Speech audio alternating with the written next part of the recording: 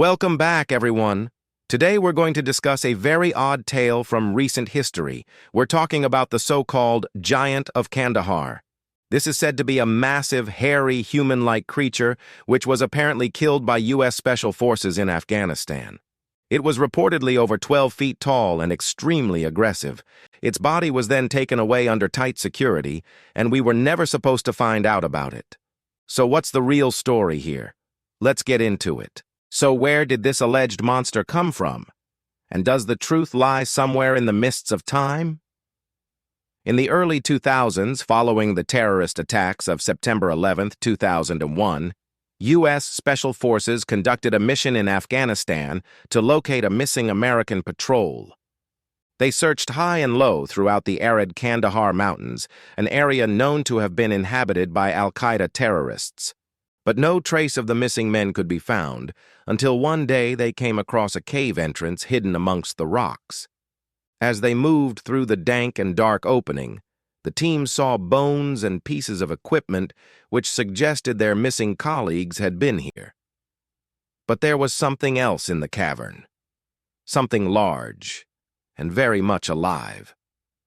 According to the account of one of the soldiers, the cavern was filled with a cloud of flies, and as he stepped further inside, they began to flee. Then they saw it.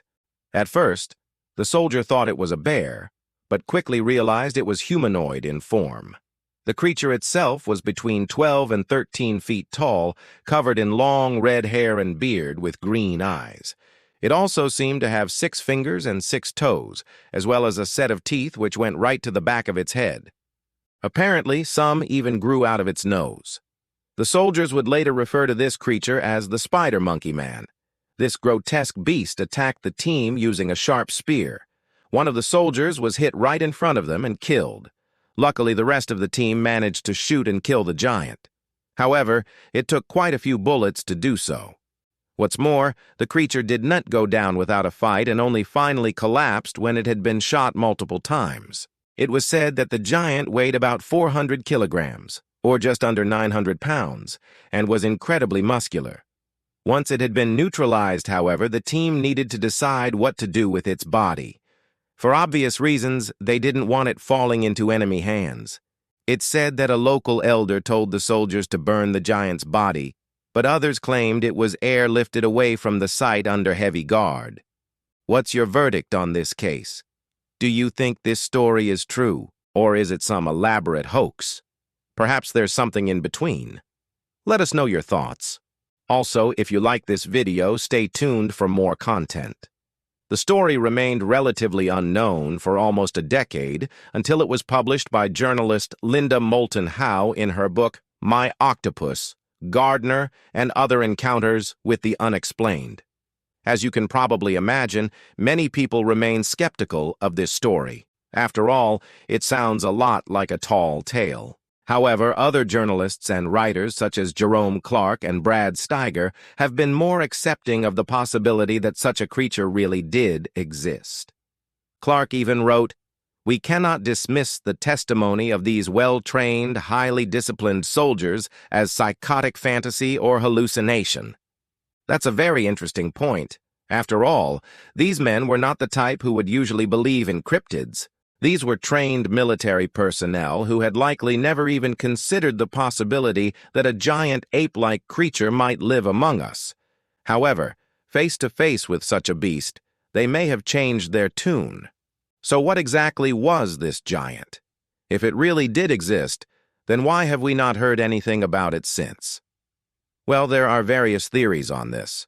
Some say it was some kind of wild man, a member of an undiscovered species of human living deep in the Afghan wilderness. Others say it was a mutated yak, although there's no hard evidence to support either of these ideas.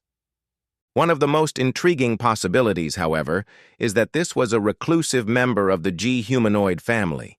These creatures have features similar to apes, but also have characteristics which make them look distinctly human. Interestingly, these humanoids tend to be reported at great heights, which fits nicely with the reports of the Giant of Kandahar. Whatever the truth, there seems little doubt that the encounter took place. Journalist Jerome Clark summed up the situation perfectly, saying, "The key issue here is whether we should believe the soldiers' report that they killed a huge humanoid, perhaps 12 to 13 feet tall, or disbelieve them and reject their report as a mass hallucination.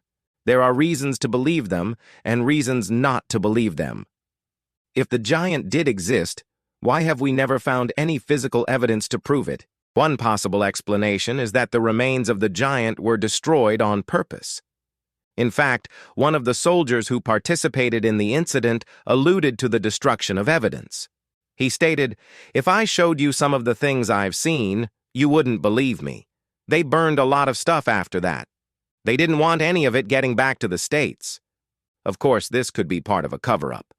Maybe the U.S. government wants to hide the fact that such a creature exists. But there's another explanation. It's possible that the soldiers didn't actually see the remains of the giant. When they entered that cave, they came face to face with a creature which appeared ape-like, but was clearly intelligent enough to wield a spear. It's certainly possible that this creature was capable of hiding its own dead. And let's be honest, no one's going to search too closely for a dead giant. If one existed, it may have created a nest somewhere far away from prying eyes and regularly disposed of its waste in caves. Over time, these caves could become littered with bones, which would eventually decay and disappear. Even if the giant did build a nest in the middle of nowhere, it still leaves us with one major question. Where did it come from? And why have we not seen anything like it since? Well, according to the biblical account of Gilgamesh, giants once walked the earth, but they were eventually wiped out during the Great Flood. Of course, we have no way of proving this. But it's a fact that people have reported seeing giants in mountainous regions throughout history. Perhaps the Giant of Kandahar belongs to an isolated population of these giants, just as Bigfoot is believed by some to be a surviving member of a much larger group. Whatever the truth, it seems unlikely that we will ever find conclusive evidence to prove it. So what's the real story behind the Giant of Kandahar? Unfortunately, it seems that we simply don't know. Despite how detailed the soldiers' accounts are, the fact that there is no physical evidence means that we can't be sure if what they saw really was a giant. Nonetheless, it's an intriguing tale, and one which has captured the public's imagination. The idea of a giant living undetected amongst us is both fascinating and terrifying, and the thought that such a creature could still be out there somewhere is enough to send shivers down our spines. What do you think? Let us know your thoughts. Thanks for watching. Be sure to stay tuned for more content. See you next time.